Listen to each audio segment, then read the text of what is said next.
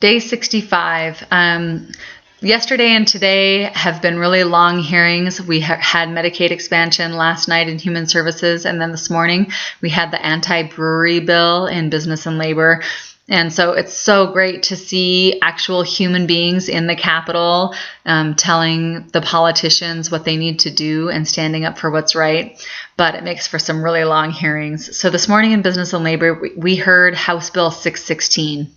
And the proponents, or the sponsor of the bill and the main proponent, said this is not a bill that puts bars against brewers. But there were 21 bar owners as proponents of this bill. And there was one huge brewery, it's Big Sky Brewery. They are beer retailers. I have traveled out of state and seen their beer for sale in grocery stores. So it's really not in the same class. And also the coin operators. Lobbyist was there as a proponent because obviously the gambling machines are only allowed in bars. And so since all of the bar people are for this bill, the coin operators are for it only. The Tavern Association reps said, I want you to forget about all the emails that you've read for just a minute, because I've told you guys that I have gotten more emails about this anti-brewery bill than I did about Medicaid expansion or abortion or charter schools. People are fired up about this attack on breweries. So the people that were for it were a huge brewery in a totally different class than all the other brewers, one brewer, and all of 21 bar owners, and of course the gaming industry and the retailers.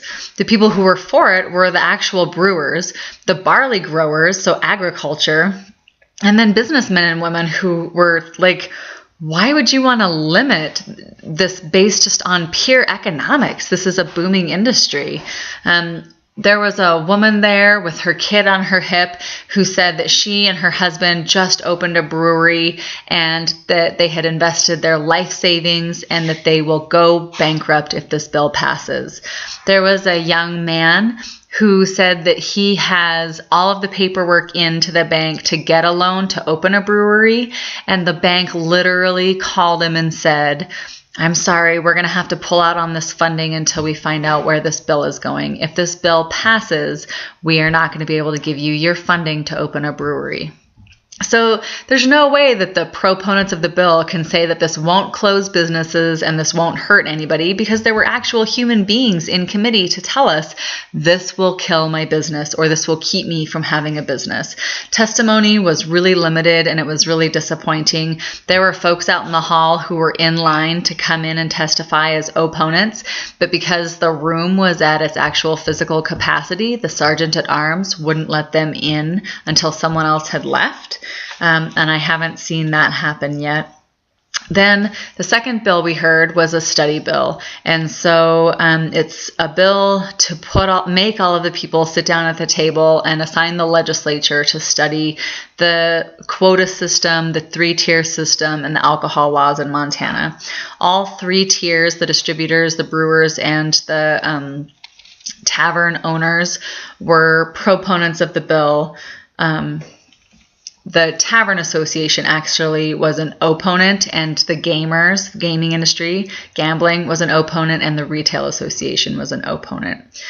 So then on the House floor, we had 12 bills. One actually failed today. You don't see that happen very often. It was a bill to create an apprentice hunter certificate. I got an email from the NRA saying how great it would be. House Bill 14 is the jobs bill. It's the bill that puts hundreds of Montanans to work by building infrastructure across the state, mainly schools. It was passed for consideration today and re-referred to the Appropriations Committee. So I hope the Appropriations Committee does what's right with House Bill 14. That's the jobs bill. House Bill 586 was a bill to revise the aquatic invasive species laws, and at the end you'll see a photo of one of the pages walking around with this weird-looking thing. It's a tennis shoe that was suspended in, I think, Mead Lake, but I could be wrong, in a lake in Montana for 1 year, and it is completely covered with an invasive species of mussels. I thought that was a really good visual for them to bring to the House floor. Senate Bill 136 provides more COLE money for veteran home loans.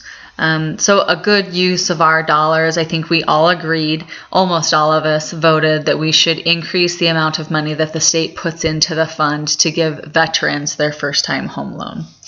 There was a blast motion today by Representative Regier on his bad pension bill, House Bill 338, the bill that ends pensions for new hires in Montana. And Representative Hoeven stood up, and this is a direct quote, he called the public workers and the teachers a privileged class of citizens. This is the same guy that last week said that waitresses all have their own private retirement fund, and why don't we all just follow what they do? And I said, have you ever met a waitress? Show me a waitress that has their private retirement fund. And now today he called us a privileged class of citizens. Really? It's just disgusting how out of touch some of these people are with reality. And I have a hard time believing that they represent your values. So we have a little bit more than a year before we can vote these bums out. And I hope that you are fired up to campaign for real Montana values, your values and my values, and not some out-of-touch wacko who thinks waitresses have retirement funds and public employees are a class of privileged citizens. That's ridiculous. Have a good night. I almost forgot, the pay plan is getting voted on the House floor tomorrow. So the employees asked for 5 and 5% this year and 5% next year. It doesn't even come close to making up for the years that they've gone without a raise. There's no way to recover their lost wages. And the Appropriations Committee on Saturday voted on party lines to take 25% off the top and tell the governor, here you go, you decide who gets raises, but we don't think that the management should. So we are voting tomorrow on a pay plan that is just 25% off the total dollar amount that it would have cost to give every public employee a 5% raise over the next 2 years. I'm going to vote for it and hope that that money gets put in someplace else. I think that it's ridiculous. That's my word of the day, apparently, that the folks who are making these decisions are so out of touch that they don't realize that just to keep up with the cost of living, we should pay our employees, your employees, and my employees a living wage. So that will be on the House floor. It's the third bill up. The floor starts at 1 o'clock. So if you want to be there for it, you should probably be there by 1:15 or 1:30 or so. Good luck, state employees. I'm rooting for you.